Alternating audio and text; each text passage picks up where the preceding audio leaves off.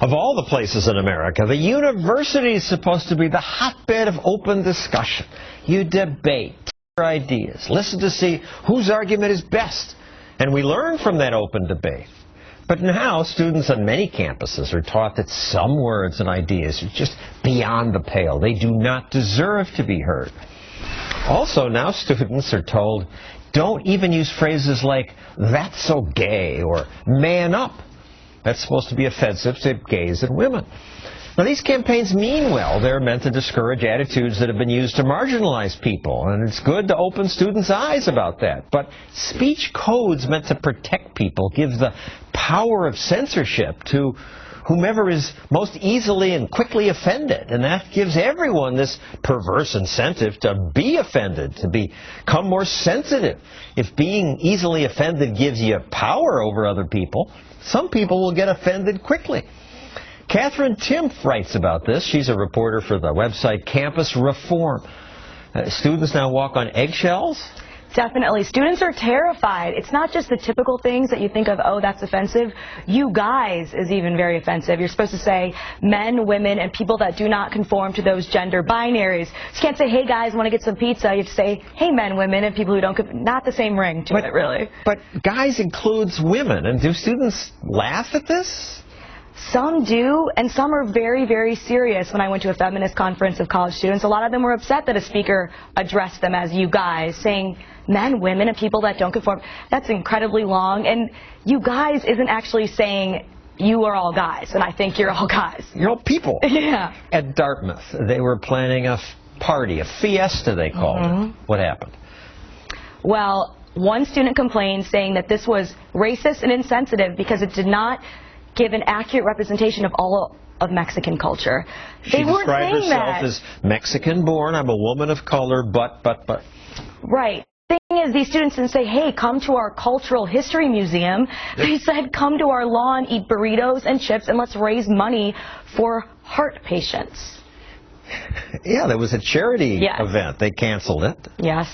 Macalester College, the University Department of Multicultural Life tells students don't use the words derp, wuss, or you guys again. What's derp? It's something that you put on a meme. Maybe someone makes a funny face. It's like duh or stupid. And they said to replace that with cognitive learning disability, which is much more offensive. They said don't say crazy, say person with a mental health condition.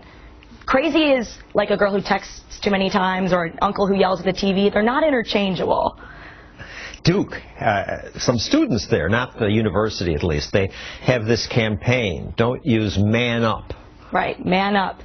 I want to tell these kids, just so you know, you're not actually saying be more like a man. It's an idiom. It's an idiom. They need an idiom awareness campaign. But it's kind of saying be tougher like a man. We're going to have people walking around saying, hey, I heard you say that Tess was easy as pie. She's a baker. You're diminishing her work and she doesn't appreciate it. That's what's up next. So those are just campaigns, but students have been kicked off campus for saying the wrong thing. At Valdosta State University, a student was expelled because he criticized some environmental plan that the university president had. Exactly. You can't criticize, you can't say anything, and it's totally destroying this form of open ideas and free speech that a college is supposed to be so you can learn. What good is all this focus on diversity that these campuses have if you can't actually hear what anybody has to say for real? Now, we pick the worst examples. There have got to be universities where people feel pretty free, or is this everywhere? This is everywhere. I've talked to students all over the country as a reporter at Campus Reform. That's what I do, and everyone's saying that there's this on. We need to be careful because you can get in some serious trouble, or with the internet, people can blast you and you can get a name as a racist every time someone Googles you. SUNY Oswego College, a journalism student was kicked off campus for asking hockey coaches about his school's coach. He said, what you say doesn't have to be positive, that's fine. He was ordered to vacate his dorm and accused of harassment, threats, and defamation against the coach. Because he was trying to facilitate this open communication that is going to become impossible. So that's going to be happening all over the place, I think, because if you can't say you guys or man up, then I'm a little terrified that I might have said something offensive during this segment without even knowing it. At the University of Central Florida, a professor suspended for joking about tough exam questions. Am I on a killing spree or what?